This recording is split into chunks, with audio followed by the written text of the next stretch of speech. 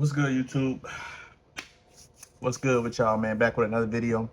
I'm about to check out this Amsterdam Be Like from Offending Everyone. Had someone on TikTok recommend this video. Let's check it out and see what's going on. Look funny. I like animation videos like this. So let's check it out.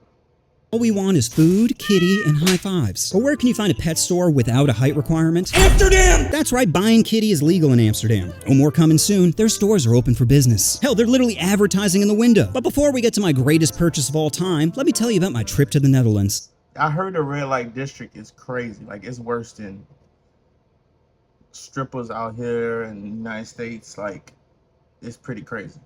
First, I flew to the UK, then took a 4-night cruise to Iju.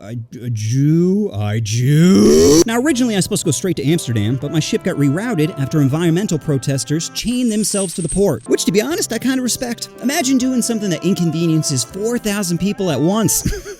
That's a true hater right there. So instead of docking in Amsterdam, we docked in Iju, and surprise, surprise, we're greeted by protesters. They had the classic big sign, feminine bicycles, crippled, unshaven woman with a megaphone, everything you could want from self-righteous betas. Now, they were there to protest cruise ships, saying they were terrible for the environment, in which they're totally right. Those stacks aren't for breezing the ocean, they're chloroforming Earth. So I agree with their message, but disagree with their approach. Like, what seems like a better strat? Kidnapping the CEO of Exxon, or shaming tourists? Deb just wants to play shuffleboard and get truffed up in Amsterdam, okay? She's had a tough life. Let her have this. But luckily, the protesters weren't able to block us from entering Ijuville. Actually, all they really did was make it so we now had to take a 45-minute bus ride to Amsterdam, which is kinda an extra FU to them when you think about it. Oh, were you trying to prevent harmful CO2 emissions? Well, congrats on creating more! Anyway, I hopped on the bus and was so excited, because I'd never been to the Netherlands before, and a 45-minute journey across the countryside gave me a chance to do what every American loves most: judge other countries. I already knew we're better, but now I gotta see why. First major downgrade. Bruh, I be judging. I ain't gonna lie. I judge. It's not just like me. It is most people rode bicycles. And not because they were convicted of drinking and driving like in the US. No, they chose to ride bikes. Bikes! The only thing gayer than a fanny pack. The only time it's socially acceptable to ride a bike. Yeah, I heard in Amsterdam they ride bikes everywhere. That's probably why they like cardio crazy, healthier than ever. We barely ride bikes in America. I mean, some places on a sunny day it's cool outside, but they ride bikes everywhere though. As if you're under 12 and escaping Diddy's house. Can't stop. Won't stop. Second major downgrade is I didn't see one homeless person. Now, compared to America, that might seem like an upgrade, but believe me, it's not. Sure, they don't have to step over human suffering to enter a Starbucks, but having clean streets feels too sanitized, you know? Like going to Disneyland without all the darkies. Yeah, I get it's safer, but talk about boring. I mean, what's a city without a crackhead baptizing a pigeon? The demon's taking hold! Face it, the homeless add character to a community, and I'd rather laugh at despair than be fair. The smell of herb and lack of brawls can only mean one thing. I've officially arrived in Amsterdam. Here, ganja, truffles, and kitty are all legal to buy. That's right, you could pay to get so high that you forget you're her 8th customer this evening. First come, best served is her motto. Seriously, could you imagine showing up early only to be the 2nd customer in line? Enjoy my sloppy seconds. Anyway, I'm getting ahead of myself. First, let me tell you how trashy the city was. Starting out with the canals, which look great on postcards, but up close are more like junkyards. Filled with rusted bikes, broken beer bottles, and I'm assuming all the homeless. The worst part was the smell. Oh, like a mixture of expired bong water and wet dog. Now, growing up in New York, I'm used to the Hep C factory there's the Hudson River, but at least we have guardrails. In Amsterdam, there's nothing. No barriers, no rope, no bed to respawn, just your homie yelling, "You said you wanted to get wet." Speaking of accidents waiting to happen, they're buildings. Every one of them is either tilted, off-center, or leaning like it's gonna tell you a secret. That secret being, run. Yeah, turns out building a city on marshland wasn't the best idea. But Amsterdam isn't known for its good decisions. No, it's known for its debauchery. The kind of excess that would make Vegas blush. Blunts that warp reality. Truffles that turn you trans. Plastic dopamine one credit card swipe away. Amsterdam isn't known for its good decisions. What'd he say? No, it's known for its debauchery. The kind of excess that would make Vegas blush. Blunts that warp reality. Truffles that turn you trans. Plastic dopamine one credit card swipe away. Woo, baby! We're getting to the juice now! Because I had officially arrived in the hottest part of Amsterdam, the red light district. The most popular part being this tight hole right here. That hole was packed! The streets clearly weren't designed for thousands of tourists. And you heard that correctly. You walk on streets, not sidewalks. Every once in a while you get grazed by a moped. Tits!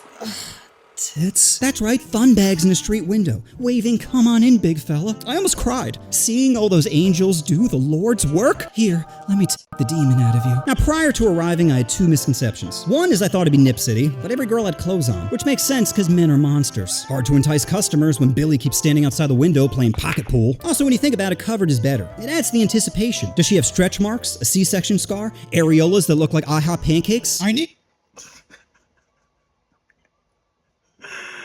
Nothing's wrong with stress marks though, but that's funny. Pancakes. I need to know!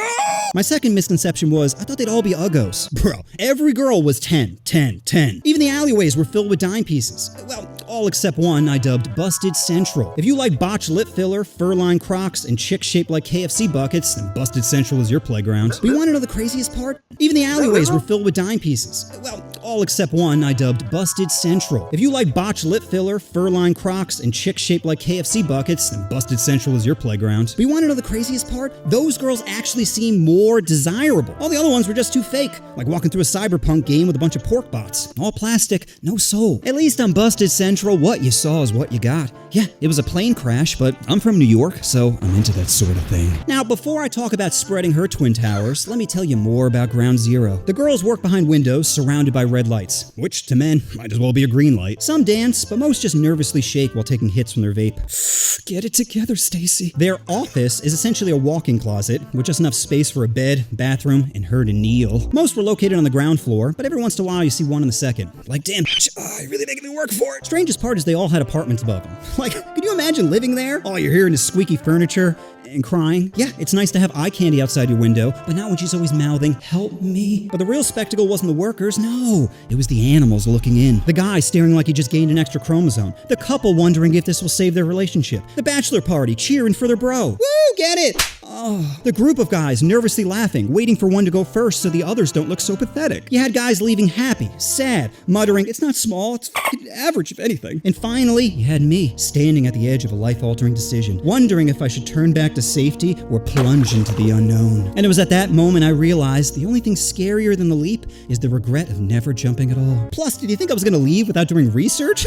Boys! What did you think I came here for? So the first thing that happens is with the door open, you negotiate a deal. Money, time, how many spanks you get, everything you can think of. Then you pay by either cash or card, which made me wonder, could this be a business expense? You're telling me therapy is a write-off, but not blowies? Which do you think is gonna make me feel better? Then after payment, she closes the curtain. I ain't gonna lie, buying a prostitute on your business card is insane. That is insane. Let alone having a boss that approves it. That's insane. I would definitely work there. Go to the bathroom to wash up. Bathroom had what you'd expect. Toothbrush to wash your mouth, soap to clean your balls, mirror to see your shame. Then after washing up, she provides you a Jimmy and says, I need to see you put this on, which I was totally cool with, but I had a hard time getting, hard. However, being a professional, she starts dancing to get me in the mood, which to most guys would be sexy, but I found hilarious. Watching someone dance with no music is objectively silly. Now with the pressure building, I'm trying to stay focused, but my hamster brain keeps getting distracted. I'm like, is it a smoke detector or camera? When's the last time she washed her sheets? Is that a panic button all the way on the other side of the room? I mean, I'm not a monster, but there is no way she would reach that. Then she starts rubbing my shoulders and my battery begins to fill. Soon after we did the dirty, and all I have to say about that is, not my best performance. Fellas, you know how it is. Sometimes you face a boss you're not expecting and they beat you down. I didn't know you'd be this powerful. So I know what you're all thinking, and probably the reason you clicked on this video, how much did it cost? Well, again, there are a lot of variables. The service, duration, your ethnicity can all impact the cost. But just to give you a baseline, this lovely lady charged me $600. So does that mean if you're black,